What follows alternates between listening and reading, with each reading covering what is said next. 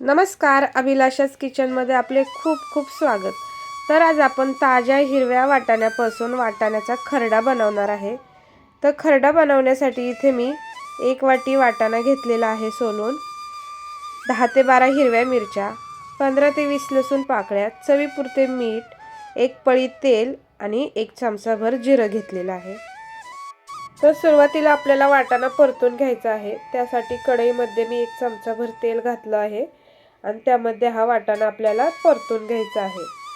वाटाणा परतत असताना मंद आचेवर आपल्याला हा वाटाणा परतून घ्यायचा आहे। साधारण 4 ते 5 मिनिट आपल्याला वाटाणा परतण्यासाठी वेळ लागतो। तर पहा, वाटाण्याला छान असे डाग पडलेले आहेत आणि आपला वाटाणा परतून झालेला आहे। आता हा वाटाणा आपण एका ताटलीमध्ये थंड होण्यासाठी काढून ठेवूयात। आता त्याच कढईमध्ये आपण लसूण आणि मिरची परतून घेणार आहे। त्यासाठी परत 1 चमचाभर तेल कढईमध्ये घालायचं आहे आणि लसूण आणि मिरची तेलामध्ये छान असं परतून घ्यायचं आहे। साधारण 3-4 मिनिटं लसूण आणि मिरची परतण्यासाठी वेळ लागतो।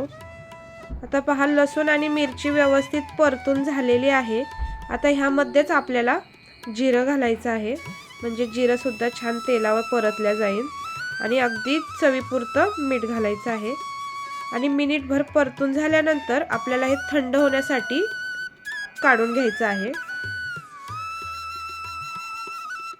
आता हा खरडा बनवताना पूर्णपणे हे साहित्य थंड झालेलं पाहिजे, जेणेकरून मिक्सरवर फिरवताना गरम असताना तो एकदम असा मऊ होऊ नये, चिकट होऊ नये। त्यासाठी पूर्णपणे हे साहित्य आपल्याला थंड करून घ्यायचं आहे।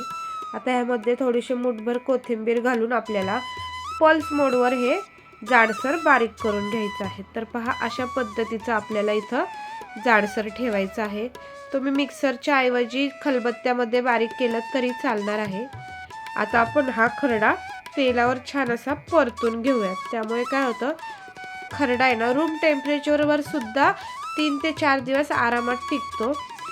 तर इथं मी चमचाभर तेल पुन्हा कढईमध्ये घातलेलं आहे आणि हे मिक्सरवर बारीक केलेलं आपलं वाटाणा, मिरची, लसूण आणि त्यामध्ये थोडंसं चवीपुरतं मीठ घालून एकदम मंद आचेवर आपल्याला 4 ते 5 मिनिट हा खरडा छान परतून घ्यायचा आहे। तर अशा पद्धतीने जिभेची चव आणि ताटाची शोभा वाढवणारा आपला हा झणझणीत असा ठेचा तयार झालेला आहे।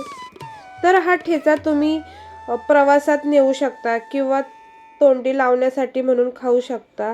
अतिशय सुंदर अशा चवीचा हा ठेचा तयार होतो आणि अगदी मोजक्या साहित्यामध्ये झटपट असा हा वाटाण्याचा खरडा किंवा ठेचा तयार होतो। तर हा वाटाण्याचा सीझन संपायच्या आतमध्ये अशा पद्धतीचा खरडा नक्की ट्राय करा। व्हिडिओ आवडल्यास व्हिडिओला लाईक करा, शेअर करा आणि चॅनलला नक्की सबस्क्राईब करा। पुन्हा भेटू अशा छान छान रेसिपींसोबत। तोपर्यंत बाय बाय।